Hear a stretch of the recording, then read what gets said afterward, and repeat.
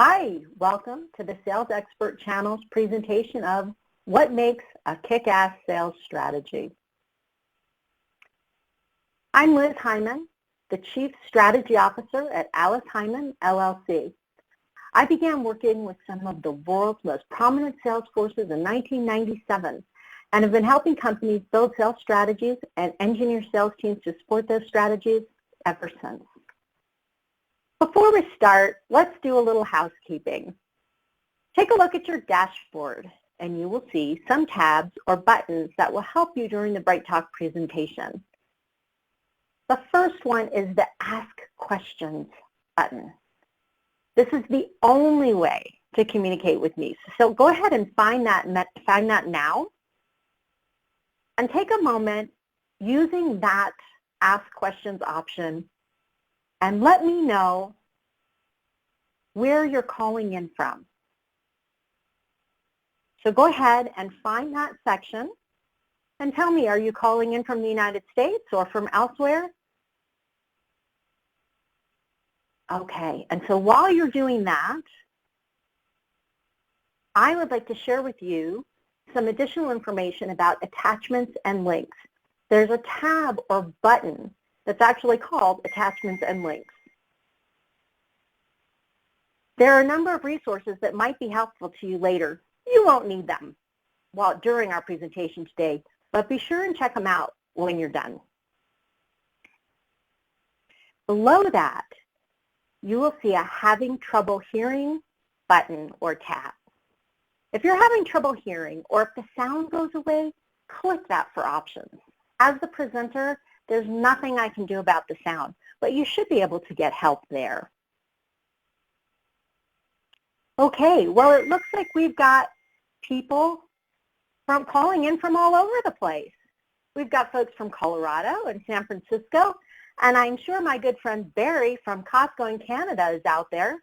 We've got people calling in from Singapore and from the East Coast. We've got New York and we've got Boston. So great, thanks so much for joining us. We've got Denver, Colorado, and Colorado Springs. I love that Colorado is well represented. Anyway, thanks so much for joining us. Now that you know how to submit a question, please use that same tool to ask me questions or answer my questions during the presentation. I may not answer you till later on, but go ahead and ask, and I'll keep an eye out for your questions. So let's go ahead and let's dive in. Let's figure out what it takes to create a kick-ass sales strategy. By now, you've probably figured out that sales isn't point and click. In fact, a revenue goal alone won't get you the long-term strategic sales that you need to sustain the kind of business growth that many companies today are looking for. Building a sales team is a great start to hitting your revenue goals, but it's not enough. The best team won't be successful without a great sales strategy. So what does a great sales strategy do for your team? And why do you need one? The strategy gives a vision. When everyone believes in the vision, it's easy to deploy the strategy. Your strategy provides clear priorities everyone can understand, clear outcomes everyone can measure, clear guidelines everyone can follow, and clear goals everyone can work toward. When everyone believes in the vision and knows the strategy to get there, they can work toward it. They know what's expected and can be trained and coached to do it. As a sales leader, if you're not sure of the vision or the corporate strategy has not been set by company leaders, look up, not down. Senior leadership is responsible for the vision. And if by chance that's you and you haven't decided what the vision is or clearly identified that vision, give me a call. Let's work it out. Let's make sure your sales team has what they need in order to build a great sales strategy. Once you're clear on that vision, you can create a sales strategy to support it. Here are the 10 pieces that make up the strategy. These pieces are critical to your team's success. They include revenue goals, ideal customer profile, target client list, assessment, positioning statements, value propositions, lead generation strategy, funnel management, measurement, and resource assessment. So let's go ahead and start with revenue goals. Having a goal is a good first step, but you aren't done until you break it down into achievable pieces. How are you going to break down your goals so that everyone understands what they need to do by when? Well, you can start by breaking down your goals by product or brand. If you have a specific production or customer onboarding capacity, it's important that you're selling to that capacity. So your goals should reflect that. Which territories are you expecting to deliver what results? Is everyone clear about that? Which industries or verticals are you trying to grow? Which ones are the priorities? And when do you need which revenue? The more specific you can be, the better. Of course, your clients will buy what they want to buy when they want to buy it. But creating clear goals helps sales teams prioritize their work and prospects that they pursue. So the second piece is ideal customer profile or ideal customer criteria. It's another tool that will help your sales team prioritize their work. This is one of the most important pieces of the puzzle. Are you really clear who you should be selling to? I want to ask you to bear with me a minute because I want to jump ahead, jumping, it's a little slow, to I'm going to jump ahead to demographics, but this computer program doesn't jump very well, so bear with me. You're probably already pretty clear on the demographic criteria you use to drive your list building. It includes things like industry, vertical, company size and location, the number of locations your clients have, the type of equipment they use, their client base. You know the kinds of things I'm talking about, these things that are easily researched and measured. But what about psychographics? Do you include these less tangible things when determining the clients you work with? When I'm talking about psychographics, I'm talking about things like attitude. You know, it can be things like attitude about technology or environment or people, growth, or any factors that will determine the success of your relationship. One of those might even be their willingness to partner. A second thing is infrastructure. Do they have the infrastructure in place to support the purchase they're making? Is it going to be a long-term successful relationship based on that? Resources. Are they willing to allocate the necessary resources to ensure the success of the program? How about fiscal health? Cash flow? Credit? Will they be able to pay you? Minor details, you know. And the last one I have on the list is growth. Are they growing or stagnant? Will the relationship grow with you? Now, these are just 5 possible kinds of psychographic measures you could use. There are tons of measures out there that you could use. What I want to do now, and again, bear with me, we're going to back up because I want to talk about how do you actually build an ideal customer profile based on psychographics and demographics. So the best way to build an ideal customer profile is to make a list of existing clients and measure them against some relevant criteria, the things that help you decide if they're good clients or bad clients. For instance, how long was the sales cycle? How much did you have to discount? How much profit was there in the original sale? How much resource allocation do you have to spend in comparison to the money that they're giving you? Have they renewed? Have they purchased other products? How do your employees feel about that customer? And again, these are just examples. Anything else you use to determine who your best clients are the tools that you want to employ to create your ideal customer profile. And hang with me, we're going to jump ahead again. Whoops, I jumped ahead too far.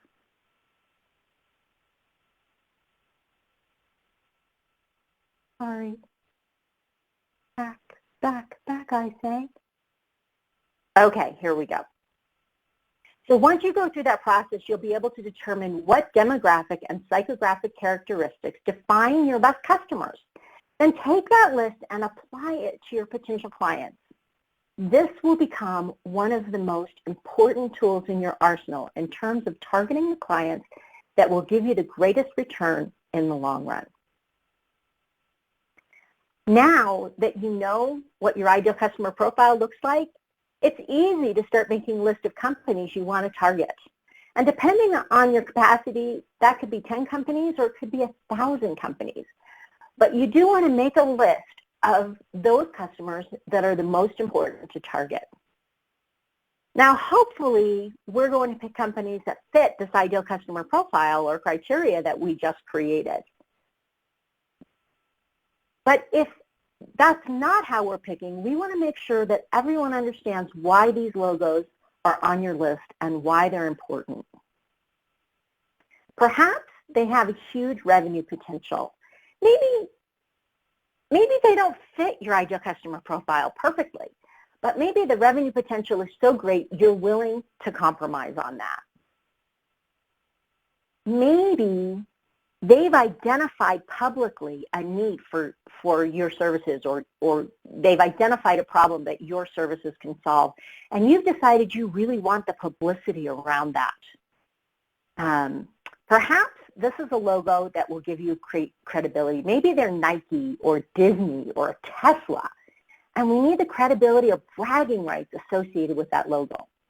Whatever the reasons are that the companies are on that list of top priorities, make sure that your salespeople understand it. Then take that list and compare it to your ideal customer criteria. That will help you and your team set expectations about how hard or easy it will be to close those leads. The next step in the process is assessment. You want to assess your current situation so you can determine what it will take to reach your goals. You want to be clear to make sure your current situation is accurate and that you are able to figure out what it will take to achieve the goals that you want to achieve. You want to figure out what you can leverage to overcome any obstacles and achieve the goals you've identified. Now you can do this a couple of ways. You can do an old-fashioned SWOT analysis of strengths, weaknesses, opportunities, and threats, and see how you're positioned against the goals you've identified. Or you can also do a market analysis. Look at the strengths of the market, your brand awareness, competition, and outside factors such as technology, landscape, or economics. You'll need this assessment to build a viable strategy. The next part of your steps is the positioning statement. Once you've done that work on your assessment, you have the basis to determine how you want to position yourself in the market and how to make that positioning clear to your clients. We often refer to this as a positioning statement. When I say, how do you want to be positioned, I'm asking you how you want your customers to understand who you are. Are you the low-price leader? Are you the low-tech solution? Are you the socially responsible solution? Are you the best answer for growing companies? There isn't a good or a bad positioning, only positioning that is both accurate and effective with your ideal customer. You can decide what you want that to be. But the better your sales team understands the positioning of your company and your product, the better they're able to communicate that to your clients. So that the next piece would be value propositions. And I think value props are really cool because they help your salespeople and your customers understand what you bring to the table in a way that matters to them, to your buyers. There are some great resources on creating value propositions, some of which I've attached to this presentation in the links and attachments section. But basically, here's the steps for creating value propositions. Ask yourself, what problem is my client having that I can impact or solve? And then ask yourself, what's unique about the way I solve this problem? Lots of people probably solve it, but really and truly, what's unique about your way of solving the problem? Next, you want to create a statement that ties your unique solution to their specific problem. It's really important that you make it about your buyer and not about you. So how many value propositions do you need? Many companies have just one. One product, one value proposition, or one group of products and one value proposition. Depending on the number of brands or products you have and how different they are, you may find that you need several value propositions. I also find that it helps to have value propositions for different types of buying influences or industries. Your sales team will help you figure out exactly what they need in order to be successful. So the next step is lead generation strategy. Now that you've clarified goals and targets and you have a clear understanding of the current situation, it's time to figure out how to get the leads you need. We've come to think of lead generation as highly technical and data-driven process. While that's true of content-driven market lead generation at the sales level doesn't have to be that technical. From a sales perspective, the most efficient lead generation comes from leveraging the relationships we have. But we have several options about how we want to do that. Let's start with existing customers. What opportunities are there in your existing customers to upsell or cross-sell? It's a great time to uncover information about what opportunities exist in current accounts. In my sales strategy Bright Talk that I did last month, I lay out a process for assessing white space in existing accounts. You can find that in the links and attachments section. Now, the easiest and quickest business you will ever have is from satisfied customers. So of course, that's the best place to start. The next quickest is from referrals. Being deliberate and asking for referrals is the only way to build a predictable referral engine. I encourage you to create a referral process as part of your strategy. Now, the next option is networking. Although the nature of networking is changing, it is still an effective way to generate leads. Whether in person or using social media, be clear about your target audience and how you want to reach them. Create and leverage relationships that get you what you need. I want to also point out in the links and attachments section, I've attached a Bright Talk by Heiman on using LinkedIn to improve your lead generation process. So I really encourage you to take some time and watch that. Alice Heiman is amazing, but I'm a little bit biased possibly. Okay, so the fourth option that I have here is outbound calling. And what I will say to you is that cold outbound calling and emailing is the least efficient lead gen tool we have.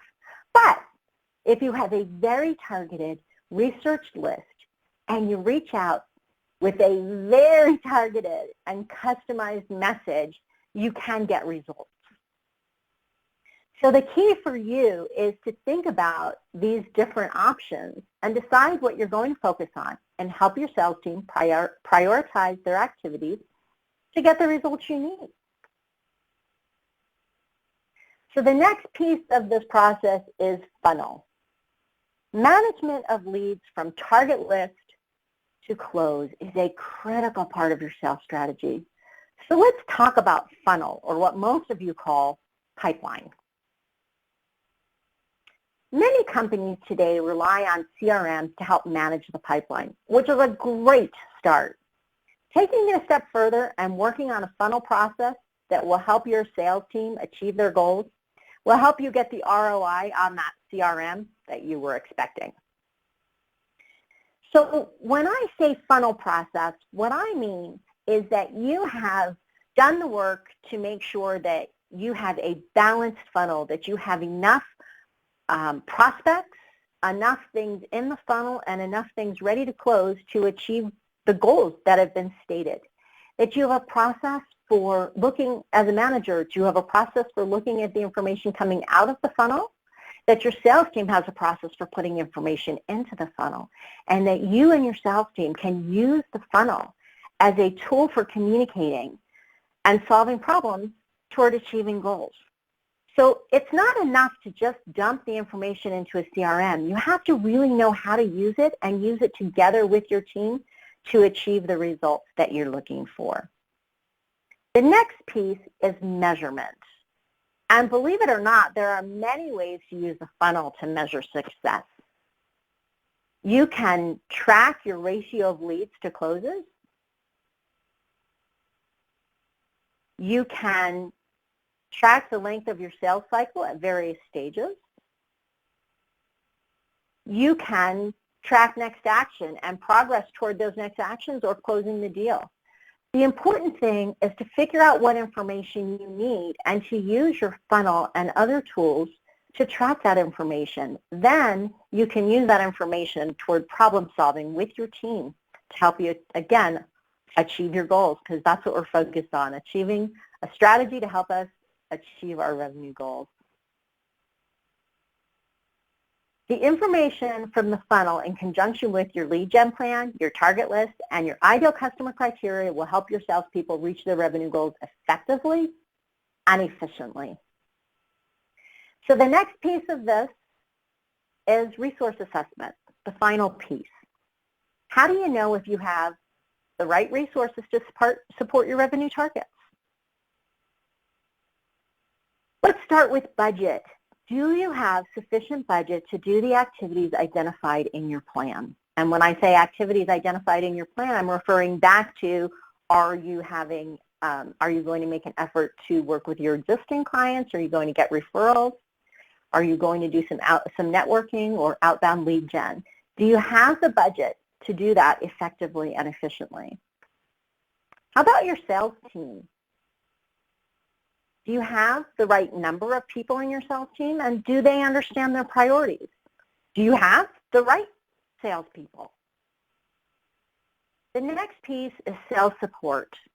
Does your sales team need support in order to achieve the goals you've laid out? Do they need SDRs or sales engineers or people to do demos maybe, or even admin support to help your team find and close the leads necessary to hit their numbers? And the fourth piece is sales enablement. What's taking your team's time, and can any of that be automated to get them focused on sales, which is where we really want them focused, and not on those things that are time drains and redirecting their efforts and their energy. Allocating resources properly to achieve the goals you want to achieve is critical to your success. When your sales team has the resources they need to be successful, they can focus on generating leads and closing business. So, are you ready? If you're ready to build a sales strategy of your own, I have attached some great articles and tools to help you get started. And of course, I'm always available to help you get your sales strategy created and implemented. So I want to thank you so much for joining me today. There are 3 actions for you to consider taking right now. The first is to post a review. The second is to check out the downloads and links. And the third is to join the LinkedIn Sales Experts group. So that is the end of my presentation. And if you have any questions, I would love to hear them now. So remember earlier when you were telling me where you were from, you went into that little ask questions section. Do that now. If you have any questions, take a moment and share with me what your questions are. Let's see if we can discuss them as a group and come up with some thoughts and some answers. Okay, so I have a question here, and it's an interesting question. Where does corporate strategy end and sales strategy begin? Thanks so much for that question, because I think it's a really, really important one. I keep talking about vision, and we tend to think of vision as part of your corporate strategy. But truly, without vision and values and mission and culture defined and goals defined, without that big corporate strategy, your sales team is going to struggle.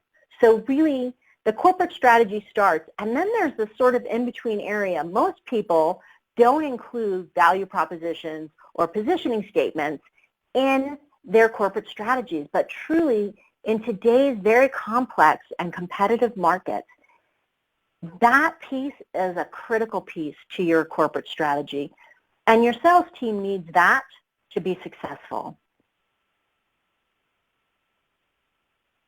So the next piece is then, where does your sales strategy begin? And your sales strategy begins with the goals, with the revenue goals. And once you understand those revenue goals, the sales process or the sales strategy starts, and you can do all of those things that we just talked about, which is to break it down into pieces and to figure out how exactly to make it happen. So that's really where one ends and the other begins. Oh, I have another question, and that is, don't CRMs by definition manage your pipeline?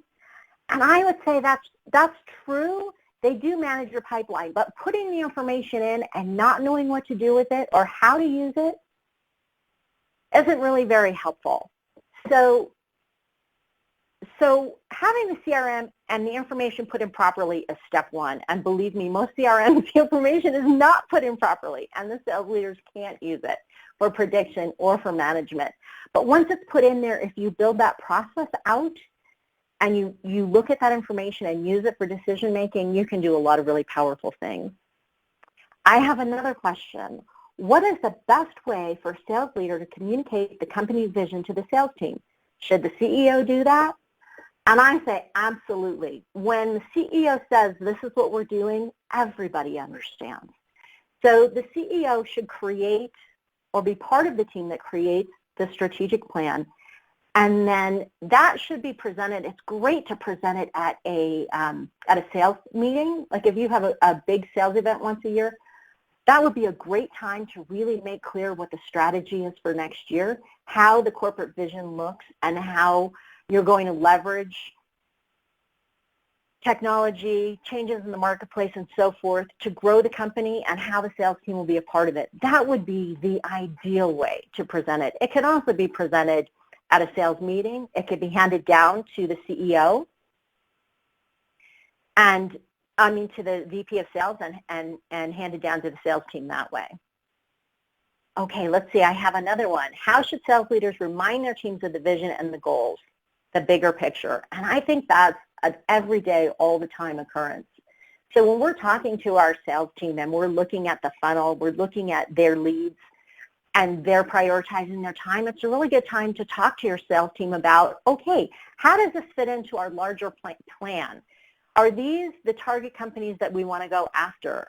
Are these our ideal customer profile? Are these wasting our time, and do we really want to be focused elsewhere? So I think it's part of the everyday, daily conversation.